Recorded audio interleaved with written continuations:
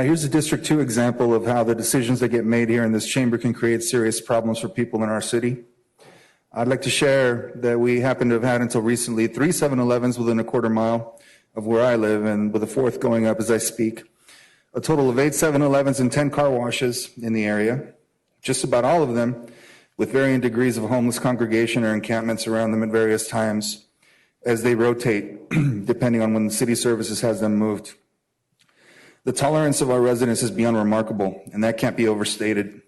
My neighborhood was flooded with homeless because it was decided to have them moved off the riverbed without a clear plan of where they'd go. Many ended up at our parks, our library, and also, yes, around those 7-Elevens and car washes.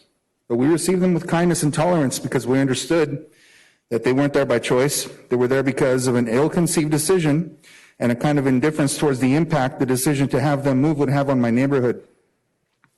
Then the shelters were built, but still so many refuse to stay in them because you've yet to address the true root causes of their issues by identifying categories in need of more comprehensive services or care. Instead of adequately expanding services to meet those needs, I fear you'll fall into the same trap other cities have, giving more and more tax dollars to housing developers and so-called service providers. But hopefully, you'll remember that this isn't supposed to become an industry, and that only a truly comprehensive approach will make a real difference in what is not just a housing crisis, but drug addiction and mental health crisis as well. I see it every day. It's tragic, unsanitary, unsafe, and it's not fair to anyone affected. And again, the decision you're about to make now on Sunkist and Ball will bring problems to another neighborhood in our city, should you choose to favor lobbyists and developers over the residents you're actually supposed to be representing here. I have spoken to homeless advocates who agree and can also see why the shelters are a revolving door. I have also witnessed the convenience that a 7-Eleven provides people on the street with easy access to necessities.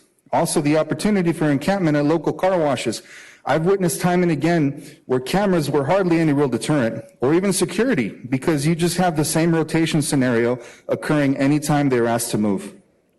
So please feel free to come down to my neighborhood and see for yourselves, hear the noise for yourselves, to know the future of Sunkist and Ball if you choose to allow this out-of-town developer with no real understanding of our issues or any real reason to care to come in and start transforming that charming little strip of long-standing, hard-working immigrant businesses into what you will then appear to actually prefer in our city.